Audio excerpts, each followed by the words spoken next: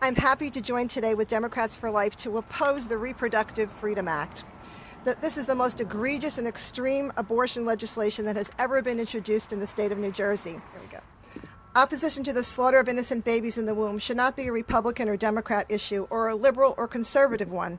It is a human rights issue that is universally supported by people from all walks of life who support the science that indisputably proves that a baby in the womb is a human person deserving of protection. In short, the Reproductive Freedom Act denies this truth by dehumanizing the baby in the womb and declares that they have no independent rights. It is so sweeping that it will permit abortions to be performed the entire 9 months of pregnancy on not only New Jersey residents, but those who come into our state, all funded by New Jersey taxpayers. And just when you think it can't get any more horrifying, the act exempts a pregnant person who commits infanticide from prosecution and removes the requirement in existing law that an autopsy be performed on the baby to determine the cause of death. It also removes what little regulations are currently in place that offer minimal protections to women seeking abortions in our state. Among other things, the act restrains voters' rights and future legislatures from enacting common sense regulations on abortion, which are supported by the majority of New Jersey voters. To say New Jersey has an institutional abortion problem is an understatement. In truth, as Kristen mentioned, New Jersey has the second highest rate of abortions in the nation. After the District of Columbia, we are second. Over 48,000 human lives were ended by abortion in 2016, which is the latest year for which we have statistics. Think about that number.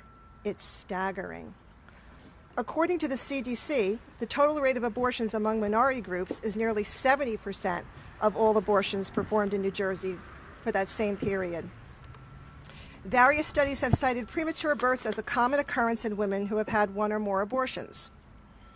Premature births are one of the most common reasons contributing to infant mortality. So why am I mentioning this? It's an established fact that New Jersey has extremely high rates of both abortion and infant mortality, especially among minority groups. We're hearing so much from Governor Murphy and his wife about preventing the high rates of infant and maternal mortality, especially among minority groups. So if the goal is to make New Jersey the safest place to deliver and raise a child, as Governor Murphy and his wife promise, why are they trying to expand the number of infants killed by abortion in our state?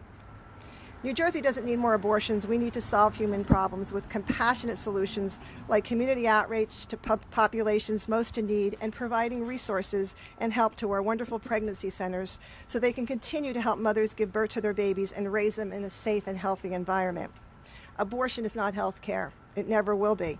It is a deliberate destruction of a human life, and efforts to expand it and fund programs under the pretense of Nurture New Jersey is a misnomer that defies logic and should be soundly rejected. I want to once again thank Democrats for Life for holding this press conference and for all their efforts to help defeat this bill. We are happy to partner with you in our shared goal to oppose this horrific and inhumane legislation. Thank you very much.